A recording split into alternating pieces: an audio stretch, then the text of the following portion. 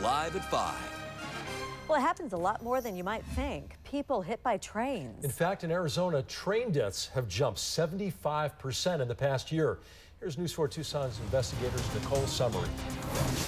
Roughly 20 people are injured by trains every year in southern Arizona. A handful die from those injuries, and that's not including suicides.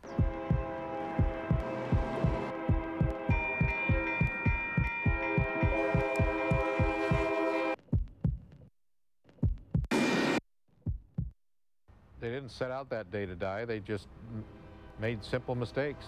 John Hurst has seen death 3 times on the tracks. These are great big giant monsters, and they're very unforgiving. Hurst and Henry Zappia, both retired Union Pacific engineers, think complacency is partly to blame. There's no train today. There's no train tomorrow. The third day, you've already decided there's no train. They may cross over railroad tracks numerous times and not even see a headlight. And then the one time that things are much closer and they think they have enough time, sometimes they don't. 4 people died on southern Arizona tracks in 2011 and 2 more in the first 10 months of 2012. I don't know anybody that has had any years on in railroad service that hasn't had some incident. It's just, it comes with a job.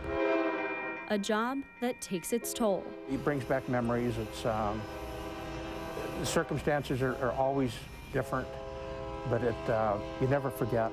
Michelle Williams lost her brother here on these tracks off Main between Speedway and St. Mary's 19 years ago. She thinks he was trying to beat the train. My gentle giant, my great warrior, David thought he was invincible.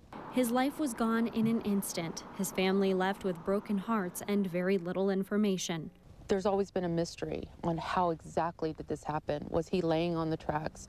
Was he running across the tracks? Was he quietly walking across the tracks and maybe just didn't hear the train or see the train?